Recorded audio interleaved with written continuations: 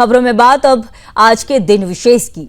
आज हम स्मरण कर रहे हैं उन वीर क्रांतिकारी को जिन्होंने भारत की स्वतंत्रता की लड़ाई में अपने प्राणों का बलिदान हंसती हंसती मातृभूमि के चरणों में अर्पित कर दिया। ये वीर थे क्रांतिकारी कन्हैयालाल दत्त जी, जिनका जन्म 30 अगस्त 1888 को बंगाल के हुगली जिले के चंदन नगर में हुआ था। उनके पिता चुन्नीलाल दत्त ब्रिटिश सरकार की सेवा में मुंबई में नियुक्त थे। इसी कारण कन्हैयालाल जी का आरंभिक जीवन मुंबई में बीता, लेकिन आगे की पढ़ाई उन्होंने चंदन नगर और हुगली कॉलेज से पूरी की। कन्हैयालाल दत्त जी बचपन से ही तेजस्वी, साहसी और राष्ट्रभक्त प्रवृत्ति के थे। विद्यार्थी जीवन में वे प्रोफेसर चारूचंद्र राय के संपर्क में आए, जिन्होंने युगांतर पार्टी की नींव रखी थी। इस संगठन ने कन्हैयालाल दत्त जैसे युवाओं के भीतर क्रांति की ज्वाला को प्रज्वलित किया। बंगाल विभाजन यानी कि 1905 के विरोधी आंदोलन में वे सक्रिय रहे और सुरेंद्रनाथ बनर्जी जैसे नेताओं के भी संपर्क में आए।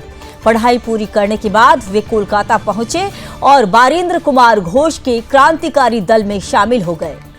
ये वही दौर था जब खुदीराम बोस और प्रफुल्ल चाकी जैसे वीरों ने अंग्रेजी शासन की नींव हिलाने का साहसिक प्रयास किया। लेकिन इसी बीच एक बड़ा विश्वासघात हुआ। दल का ही एक सदस्य नरेन गोस्वामी अंग्रेजों का सरकारी मुखबिर बन गया। यह क्रांतिकारियों के लिए अपमानजनक और खतरनाक था।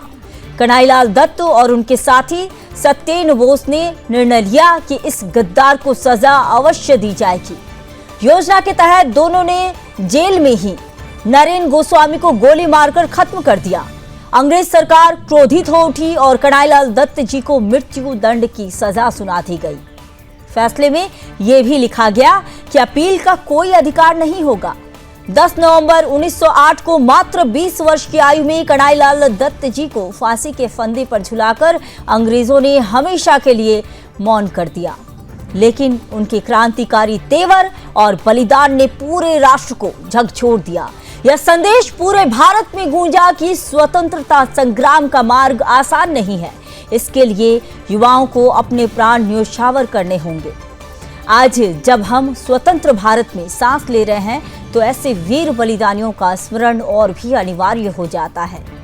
कन्हैयालाल दत्त जी ने केवल 20 वर्ष की छोटी सी उम्र में वो कर दिखाया जिसकी कल्पना करना भी सामान्य मनुष्य के लिए कठिन है। उनका बलिदान हमें याद दिलाता है कि भारत की स्वतंत्रता की कीमत खून से चुकाई गई थी।